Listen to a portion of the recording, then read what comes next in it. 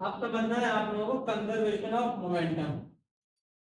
देखिए संवेग संरक्षण का नियम, और देखिए संवेग संरक्षण के बारे में हम आप लोगों को पहले ही बता चुके थे। कोई भी निकाय, कोई भी सिस्टम यहाँ पे, और उस सिस्टम, उस निकाय में अगर कोई भी एक्सटर्नल फोर्स काम न कर रहा, कोई भी एक्सटर्नल फोर्स यदि काम नहीं कर रहा है, तो उस निकाय का रेखीय संवेग संरक्षित रहता, जो भी लीनियर मोमेंटम है वो कंजर्व रहेगा शुरू से लेके एंड तक, आपको रिजल्ट वही मिलेगा। मान लो कोई निकाय है, कोई भी सिस्टम है, और वो कई कणों से मिलकर के बना, कई कण है उसमें जिनकी द्रव्यमान m1 है, m2 है, m3 है, और उनके वेग v1 v2 v3 है, सबके अलग अलग कण। अगर ऐसा है तो निकाय का जो टोटल संवेग होगा वो उनके अलग अलग कणों के संवेगों के सदिश योग के बराबर। मतलब अगर हम निकाय का कुल संवेग निकालना चाहें, निकाय का कुल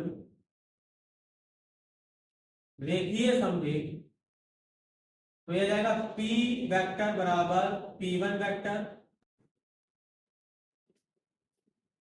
तो p बराबर द्रव्यमान गुणा वेग यानी m1 v1 vector plus m2 v2 vector, जहां ना समझ में आया कुछ नहीं, डॉट डॉट डॉट क्या हो जाएगा mn vn वेक्टर।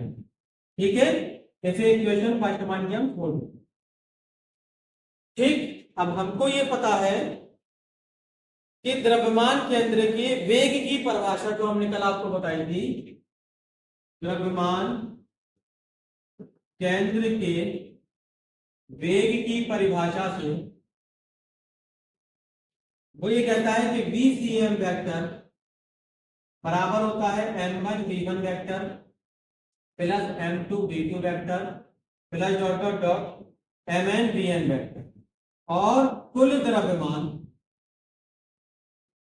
अगर हम इसका इससे मल्टीप्लाई कराएं तो ये बनेगा MVCM vector is equal to m1 v1 vector plus m2 v2 vector plus dot dot dot mn vn vector.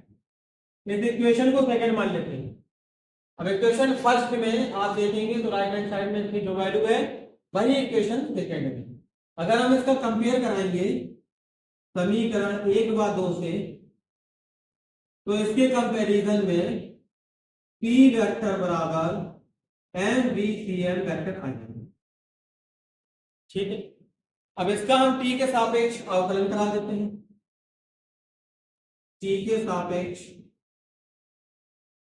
अवकलन करने पर तो ये बन जाएगा dp वेक्टर बटे dt m dVCM वेक्टर बटे dt, और वेग परिवर्तन की समय दर को त्वरण कहते हैं। मतलब ये बना dp vector upon dt is equal to m VCM vector upon dt का बन जाएगा ACM वेक्टर अपॉन ACM बन जाएगा। द्रव्यमान गुणा त्वरण ही बल के बराबर होता है, जो कि एक्सटर्नल फोर्स है। यहां पर निकल करके आएगा dp वेक्टर अपॉन dt बराबर F एक्सटर्नल, और हमको ये पता है कि वो ये कह रहा है कि अगर कोई बाह्य बल न लगाया जाए, यदि एक्सटर्नल फोर्स 0 हो, कोई बाह्य बल न लगाया जाए, तब उस सिचुएशन में संवेग संरक्षित रहता है। तो यहां पर बन जाएगा dp vector upon dt is equal to 0।